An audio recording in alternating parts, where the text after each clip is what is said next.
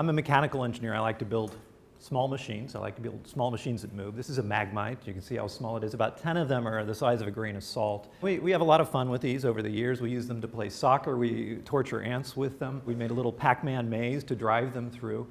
They're driven by oscillating magnetic fields. We think, well, what could you really do useful if you'd made small machines? And Hollywood has answered this question for us back in the 1960s when they produced this movie that you probably heard of called Fantastic Voyage. The idea of taking a submarine with 4 people in it and shrinking it down, injecting it into somebody's body. It's actually a scientist who had a blood clot in his brain, and the idea for them was to try to remove that blood clot. Now, Hollywood has some advantages we don't have in that they don't have to worry about physics when they come up with their ideas. They don't have to worry what happens when things become small and what's the difference about the physics. The other thing is Hollywood doesn't have to actually make these things. They don't worry about fabrication and what technologies exist, and we do have to worry about that. To be inspired by how to approach this problem, of course we look to nature like a lot of folks in engineering do. And what you see here on the left are paramecia. They're about the width of a hair, and you look at the guy on top there, and he's got all these hairs that are, you know, he's avoiding obstacles, he's searching for food, he's very intelligent. He doesn't have a single neuron.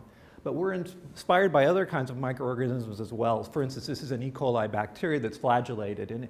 And these were actually seen back in the 1600s for the first time. And it wasn't, though, until the 1970s when we realized they actually had a rotary motor that was twisting this little flagella that were making it propel through liquid. And so we started looking at that motor and realized the complexity of that. A lot of scientists have studied that for the last several decades. It's made out of about 35 proteins. Now, I don't have the nanotechnology available to me to make that, but I can learn a lot of lessons from how E. coli swim by looking at that flagella and understanding the physics of that. So we leveraged some of our nanotechnology that we had in developing nanoribbons, and we realized those nanoribbons that are about 20 nanometers thick actually look a lot like these flagella. And if we put a little magnet on the end of it and we put it in a rotating magnetic field, it propels itself forward using the identical physics to what a E. coli uses to swim through liquid. We first realized these back in 2007, and here's 3 of them swimming together. I look at these and they feel like they're alive to me, although I know they're not, but there's a certain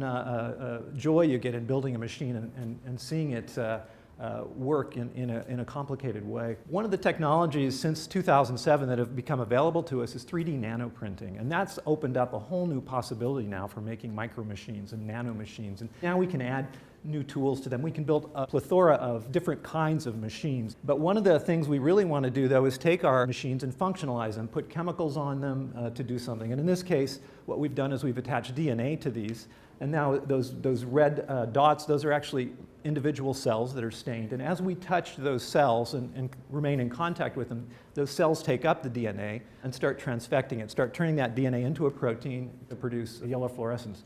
We've also taken 80,000 of these and injected them into a mouse peritoneal cavity and gotten them to swim around. So over the years, we've learned a lot about how to use magnetic fields to drive these, how to control small things. And so we're thinking about how to move into the clinic. So one of the things we realized was much easier to get into the clinic is if we actually connected these to a tether so that we could pull them out. And in fact, what we did was we just took a catheter and put a magnet on the end of it. And then if we put that catheter into the person, we can use some of these lessons about how to guide that catheter very, very precisely. In this case, within the heart chamber to treat a condition known as cardiac arrhythmia, where the heart doesn't beat properly. Now, if we can ablate sections of that heart tissue, we can reset the way the heart beats, and the person's heart can beat properly. And so you see this very precisely controlled, very tiny millimeter-sized catheter in an animation. But in fact, what we've been able to do is turn this into a real device. It's in a hospital in Zurich, just outside of Zurich. This is a spin-off company out of my lab.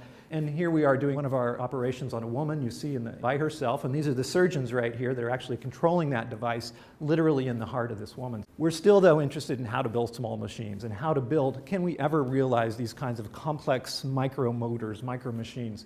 We learn a lot about nature and are inspired by it and continue to move down this path to see what's the future going to bring here. So, thank you very much.